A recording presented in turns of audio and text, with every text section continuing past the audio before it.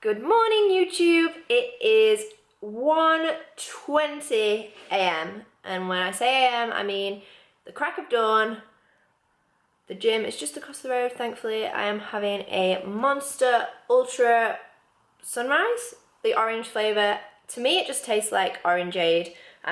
It's 0 calories, 0 sugar, so I'm having that as my pre-workout. We are going across to the gym to film our fat loss workout because I get a lot of clients and followers emailing me or messaging me on Instagram kind of thing, asking the best ways to stimulate fat loss. So I thought the best thing to do would be to put it out on the channel so that everyone can share the knowledge. And this is something that I think I'm going to experiment a little bit more about. Adding a few more informative, like knowledge-based videos to the channel rather than just vlogs. Because obviously I did a degree in this, I am a personal trainer as well, so I'd like to be able to share the knowledge with you rather than just showing you with just like workout clips with music over the top. So I hope you enjoy the video. Make sure you comment down below if you did, if you want to see more knowledgeable talking commentary videos like this, and I will see you in the next clip if I don't fall asleep before we get to the gym. Bye. Good morning, Fit Fam, and welcome to this commentary. I'm going to start by just talking to you a little bit about exercise intensities and what fuel our body uses during these. So starting off, low intensity exercise, the muscle mitochondria is actually using both fat and carbohydrates during this state. When we step up to more intense exercise, we're looking at the carbohydrates within the muscle sarcoplasm being used predominantly over anything else. And then looking at intense periods of exercise, I'm talking 85 to 100% of your heart rate max, we're actually using creatine phosphate as the predominant fuel. So when we look at it in this terms, lower intensity exercise seems to be the best method for burning fat. However, what we're missing here is that during higher intensity exercise, anaerobic training such as interval training, Tabata training, fartlek training is a good one. There's also times where we're working aerobically as well as anaerobically. So we're working aerobically during our recovery period. So during these aerobic recovery periods, the muscle mitochondria will actually be using the fat within it to replenish its ATP stores. So we'll be burning fat alongside carbohydrates and creatine phosphate as well. So another pro of high intensity exercise over low intensity exercise is actually that high intensity anaerobic exercise leads to a larger production of anabolic hormones post-workout.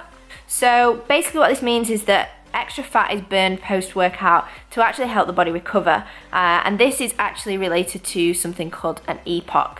An EPOC is an excess post-exercise oxygen consumption, and basically this accounts for how much extra oxygen the body has to utilize in order to replenish things like muscle glycogen, muscle repair, metabolic enzymes, that kind of thing. So basically, in easier terms, the higher intensity of the workout, i.e. The higher level of stress that we're actually putting upon our body, it's the higher the EPOC that it creates.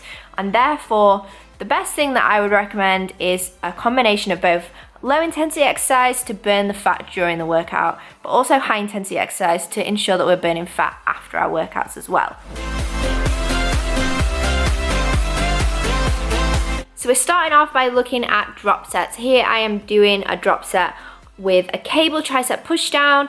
So I start off at my maximal weight for the rep range that I'm doing. So I'm doing 10 reps here.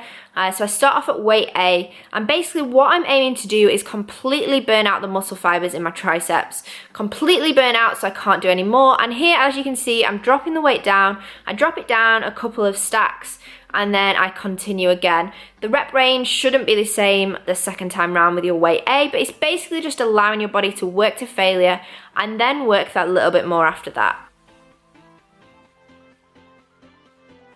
So the next thing we're looking at is supersets. There is 3 types of supersets that we're going to be talking about. So here we're looking at agonist supersets. So here I'm doing lateral raises and then I'm supersetting it with front raises. This is one of my favorite supersets to add into a shoulder day. So basically an agonist superset is where you are working the same muscle group in both of your exercises. So the front raise and the lateral raise is working my delts. It's a great way to burn out, add intensity, keep your heart rate going, and just completely burn out those muscle fibers. So the next one we're looking at is agonist antagonist paired supersets. So here I'm doing bicep curls and then I go on to overhead tricep press. So Agonist-antagonist pairs basically means that the antagonist is the muscle that contracts during the movement and the antagonist is the one that relaxes during the concentric part of the exercise. So as you can see, during the concentric part of that bicep curl, my bicep's shortening, it's contracting, while the tricep lengthens out. As I move on to the next exercise of the superset, the roles actually reverse and the tricep becomes the agonist and the bicep becomes the antagonist. So you can do this with any antagonist-agonist pair, such as quads and hamstrings, shoulders and lats. So now we're looking at a pre-exhaust and a post-exhaust. So pre-exhaust allows us to target a single muscle within the isolation exercise. So you can see here I'm isolating my quads by doing the leg extension. This muscle then becomes fatigued, the muscle fibers become fatigued, and then we immediately complete the second compound exercise. This ensures that the agonist muscle is completely exhausted at the end of both the superset exercises. The next one that we're looking at is the post-exhaust, which the roles are reversed. We complete the compound exercise first, so here you can see I'm doing straight-legged deadlifts. Therefore, all the major muscles become slightly fatigued after the first exercise, and then we move on to the isolation exercise second. So I am doing a seated hamstring curl here to really isolate my hamstrings. And this is designed to focus on that specific muscle to increase the fatigue that we feel. On the seated hamstring machine, I like to control the negative of this movement, which is another way to just really increase the tension upon your muscle fibers. So the final thing we are going to be looking at is Tabata workouts and how that can help to create the epoch upon the body that we were talking about earlier. So as you can see here, I'm doing a mini circuit with 4 exercises. Tabata is basically where you work for 20 seconds followed by a 10-second rest period. So here I'm doing 4 exercises rotating round, and I like to do Tabata workouts for around 10 to 20 minutes depending upon my time constraints. It's completely up to you whether you do it at the start of a workout, at the end of the workout, whatever fits your preferences. So Tabata is particularly effective because it incorporates both the anaerobic and the aerobic states, allowing for you to develop the epoch whilst also burning fat during the workout to replenish your ATP stores during that aerobic state. So it's a great method to use. I would definitely recommend trying it into your workouts. I also find Tabata a quite fun and enjoyable technique for working at high intensity. It goes quite fast because you've got that combination of the rest and the work periods in there, and yeah, you just generally feel absolutely burned out by the end of it.